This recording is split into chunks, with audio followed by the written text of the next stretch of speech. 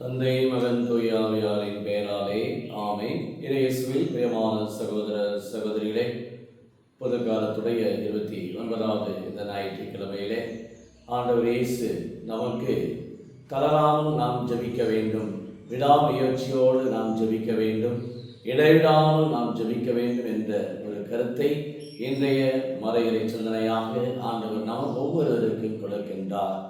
ஜெபம் என்பதே கடவுளுக்கும் மனிதருக்கும் நடக்கக்கூடிய ஆன்மீக அன்பு கலந்த உரையாடல் என்பதை புனித அவிலா தெரசம்மாள் கார்மல் சபை புனிதை கூறுகின்றார். ஜெபம் என்பதை கடவுளோடு நாம் பேசுவது, ஜெபம் என்பதை கடவுளோடு உரையாடுவது, ஜெபம் என்பது நாம் ஒவ்வொரு நாளும் நம்முடைய வாழ்வினுடைய யதார்த்தங்களை, நம்முடைய வாழ்க்கையில் நடக்கக்கூடிய அன்றாட நிகழ்வுகளை, இறை அனுபவங்களை நாம் பகிர்ந்து நம்முடைய வாழ்வினுடைய மனம் திறந்த ஒரு உரையாடலுக்கு இட்டுச் செல்வது. இவ்வாறாக ஜெபத்திலே நாம் ஐக்கியமாகின்றோம், ஜெபத்திலே நாம் வளர்கின்றோம், ஜெபத்திலே நாம் புனிதமடைகின்றோம், ஜெபத்திலே நாம் சுகம் பெறுகின்றோம். இதைத்தான் நாம் பழைய ஏற்பாட்டிலும் சரி புதிய ஏற்பாட்டிலும் கடவுளை நோக்கி மக்கள் ஜெபித்தார்கள், இஸ்ராயல் மக்கள் கடவுளை நோக்கி வேண்டினார்கள் என்பதை நாம் பார்க்கின்றோம். இதைத்தான் நாம் பழைய ஏற்பாட்டிலே நாம் பார்க்கின்றோம். மோசேயுடைய அந்த வாழ் வழியாக, அவருடைய அந்த ஜெபத்தின் வழியாக தந்தையை நோக்கி ஒவ்வொரு நாளும் அவர் ஜெபிக்கின்றார். கடவுளை நோக்கி தன்னுடைய அபயக்குரலை ஒவ்வொரு நாளும் அவர் எழுப்புகின்றார். இதைத்தான் எப்பொழுதெல்லாம் அவர் தன் வாழ்நாளிலே கைகளை உயர்த்தி ஜெபித்தாரோ அப்பொழுதெல்லாம் அவர் வாழ்க்கையில வெற்றி கண்டார். இதைத்தான் நாம் பார்க்கிறோம். இஸ்ராயலுக்கும் அமலேக்கியருக்கும் நடக்கக்கூடிய அந்த சண்டையிலே இன்றைய முதல் வாசகத்திலே பார்க்கிறோம். மோசே கைகளை உயர்த்தி ஜெபித்த பொழுதெல்லாம் வாழ்க்கையில வெற்றி கண்டார்கள். எப்பொழுது அவர் கை அவன் தளர்வுற்றதோ அப்பொழுது அவர்கள் தோல்வி கண்டார்கள் என்பதை நாம் பார்க்கின்றோம்.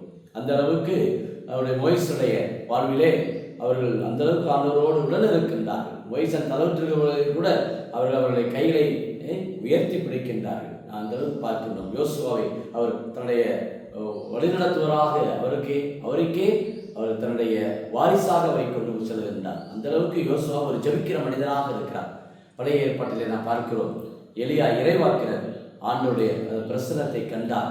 கார்மேல் மலையில அவர் ஜெபித்தார், இரவும் பகலுமாக ஜெபித்தார், ஆண்டவரிடத்தில் மன்றாடினார்.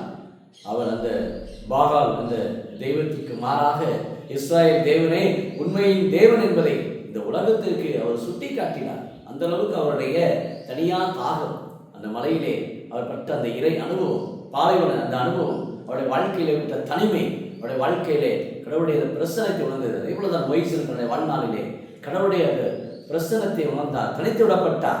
அந்த பாலைவனத்தில் இருக்கிற பொழுது கடவுள் இவரை தெரிந்தெடுத்து நீ இஸ்ராயேல் மக்களை காப்பாற்று என்று இவரை தெரிந்தெடுத்த தலைவராக நீ இருக்க வேண்டும் என்று அனுப்பி வைக்கிறார். பாருங்கள், அத்தகைய ஒரு தனிமை அனுபவம், ஒரு விடாமுயற்சி, இறை நம்பிக்கை, இந்த 3 கருத்துகளுமே இந்த ஞாயிற்றுக்கிழமையிலே மற்றொரு மாதத்திலே ஆண்டவர் நாம் தளராமல் நாம் ஜெபிக்க வேண்டும் என்று சொல்கிறார். இத்தனை 2ஆம் வாசகத்திலே பவுலுடைய தீமோத்தேயு தன்னுடைய அன்பு சீடருக்கு குறிப்பிடுகின்றார். நீ கற்றவற்றில் உறுதியாக இரு, நீ திடமனதோடு இரு, உன் வாழ்க்கையிலே சோர்ந்து போகாதே, உறுதியாக உன் உள்ளத்தை நீ பற்றி கொண்டு என்று சொல்வார். ரோமேயர் கூட அப்படிதான் சொல்வார். உறுதியான உள்ளத்தோடு எந்த ஒரு செயலையும் நீங்கள் செய்யுங்கள் என்று சொல்வார்.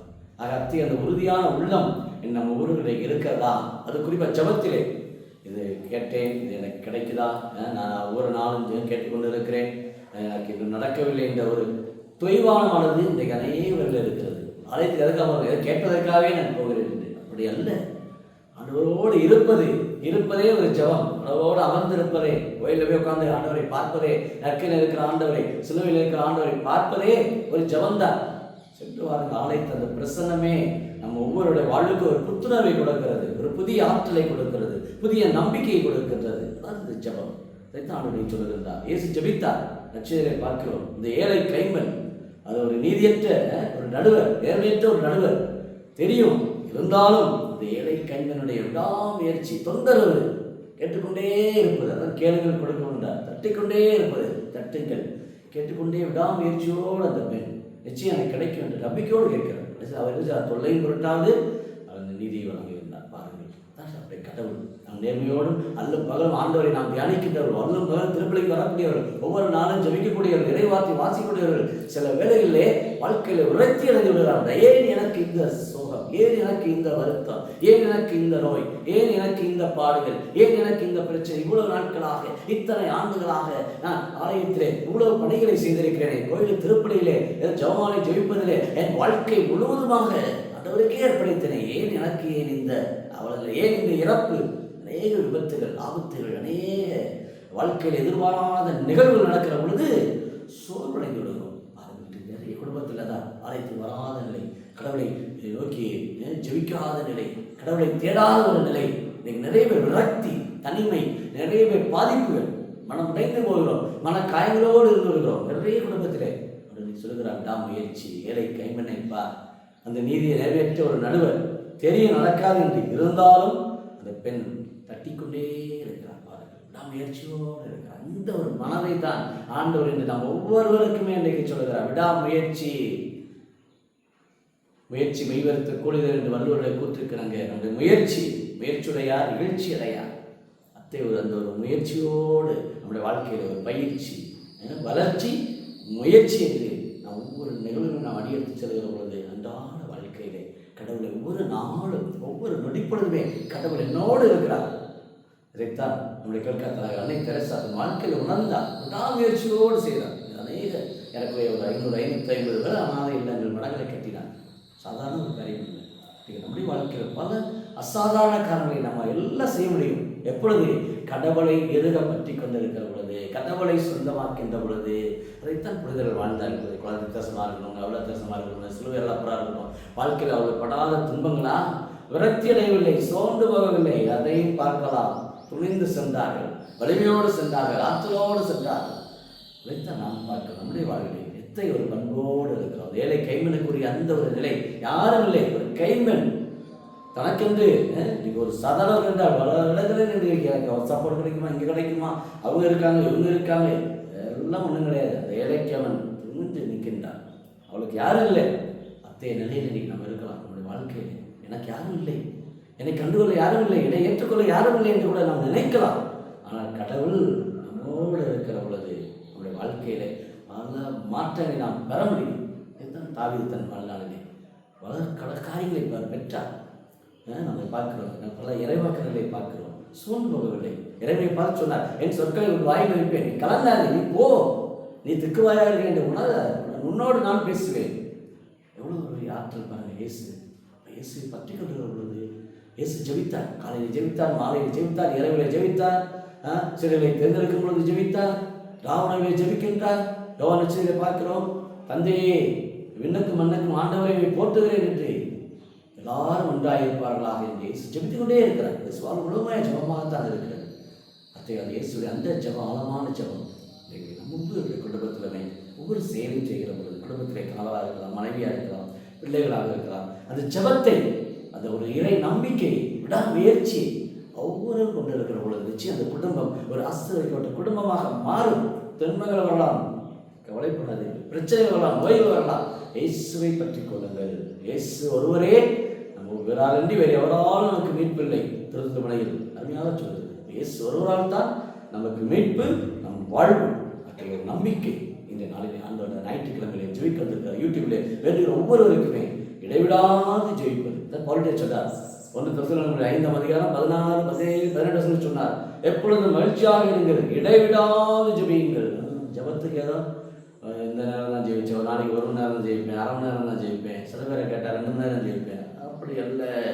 உங்களுடைய வேலைகளை செய்யும்படியே, தெய்வமாக செய்யும் வேலையே ஆசீர்வாதமாக ஒவ்வொரு நொடிப்பொழுதுமே கடவுள் என்னோடு இருக்கிறார். ஒவ்வொரு விடாது ஜெயிப்பதான் கண்டினியூஸ்லி. ஆங்கிலத்தில் சொன்னால் கண்டினியூஸ்லி. ஓய்வே கிடையாது, தளர்வே கிடையாது. தளராமல் ஆண்டவர்களோடு இருப்பது, ஆண்டவருடைய பிரசனத்தில் இருப்பது, அவரோடு இருப்பது, அவரோடு அமர்வது. அந்த 12 ஆண்டுகளாக ரத்தப்பக்கூடிய பெண் இயேசுடைய ஆடையில் விளிம்பை தொட்டாலே நான் நலம் பெறுவேன். பெரிய கூட்டம் இருந்தாலும் அந்த நம்பிக்கை அதான் இயேசு பார்த்தேன். என்னிருந்து வல்லமை வெளியேறுது. ஆடை விளிம்பை தொட்டாலே அப்படின்றால் இயேசுவையே நாம் நற்கரணையில் பெறுகிறோம். ஞாயிற்றுக்கிழமை நாளை திருப்பலியில் வந்திருக்கோம். நற்கரணை ஆண்டவரை பெறுகின்றோம், உள்ளத்திலே பெறுகின்றோம். அப்படி நம்முடைய உடல் எவ்வளவு ஒரு பாக்கியம் பெற்ற ஒரு உடலாக, உங்கள் உடலாக தூயாவி தங்கும் கோயில் என்று உங்களுக்கு தெரியாதா? அவருடைய சொல்ல அப்படியே உடல் பரிசுத்தாவின் ஆலயமாக நான் இன்றும் கடவுளை நோக்கி வேணாம், கடவுளத்தில் இடைவிடாமல் ஜெபித்து அருளை ஆசிரியர் நம்பிக்கையோடு பெறுவதற்கு இந்த நாள் ஒரு ஆசீர்வதிக்கப்பட்ட நாளாக நம்ம ஜெபிப்போமா? அன்பின் பரலோக பிதாவே, அப்பா இயேசுவே, அருமையான இந்த நாளுக்காக நன்றி கூறுவோம். அந்த இஸ்ராயேல் மக்கள் எவ்வாறு நம்பிக்கையோடு ஜெபித்தார்களோ, மோசேயின் கையில் வைத்து இவ்வளவா வாழ்க்கையில் வெற்றி கண்டார்களோ, மோசேனுக்கு அந்த நம்பிக்கை எங்கள் அன்றாட வாழ்க்கையில் எலியா கொண்டிருந்த அந்த நம்பிக்கை, அந்த எரேமியா கொண்டிருந்த அந்த நம்பிக்கை எங்களுக்கு இந்த நாளில் நீ ஊட்டுவீராக.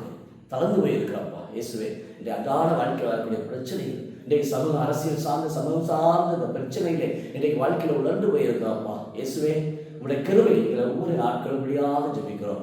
ஜபம்தான் எங்களுடைய வாழ்வின் மூச்சு, ஜபம்தான் எங்கள் வாழ்வின் ஊற்று என்பதை எங்களுக்கு இந்த நாள் வெளிப்படுத்துகிறப்பா. இடைவிடாமல் நாங்கள் உங்களை பற்றி கொள்ள, இடைவிடாமல் நாங்கள் ஜெபிக்க எங்களுக்கு தேவையான அருளுதவி பொருள் அனைத்தையும் இந்த மாதத்தில் கொடுக்க முடியாத இந்த யூடியூபில் ஜெபிக்கிற அநேக குடும்பத்தார் இன்றைக்கு திருமண பாக்கியமாக இருக்கலாம், இன்றைக்கு குழந்தை வளமாக இருக்கலாம், வேலை வாய்ப்பாக இருக்கலாம், இன்றைக்கு படிக்கிற காரியமாக இருக்கலாம், இன்றைக்கு பயணிக்கின்ற ஒரு காரியமாக இருக்கலாம், இது விசுவாசார்ந்த காரியமாக இருக்கலாம். குடும்பத்தில் அநேக தேவைகளோடு இருக்கிறார்கள்.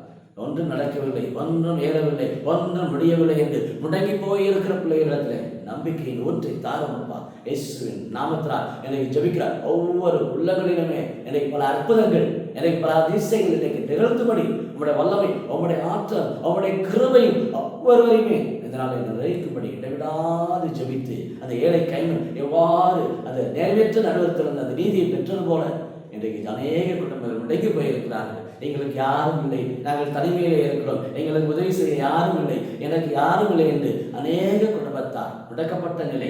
ஏன் இந்த அவல நிலை, ஏன் இந்த நோய், ஏன் இந்த துன்பம், ஏன் இந்த குடும்பத்தில் இந்த பிரச்சனை எப்பொழுது தீரும் என்று ஒவ்வொரு நாளும் மன உளைச்சலோடு மனப்பானங்களோடு மங்களாய்த்து கொண்டிருக்கிற குடும்பங்களை இதனால் விசேஷமாய் நீ சுகப்படுத்தும்படி, நலப்படுத்தும்படி அந்த நம்பிக்கையின் அந்த வரத்தை கொடுத்து விடாமுயற்சியோடு ஆலயத்துக்கு வர, ஜெபிக்க, தியானிக்க வல்லமையுடைய அருளை பறைசாற்றக்கூடிய கிருபை இதனாலே பொழியும்படி, ஆசீர்வதிக்கும்படி கிறிஸ்து வழியாக மன்றாடுகிறோம்.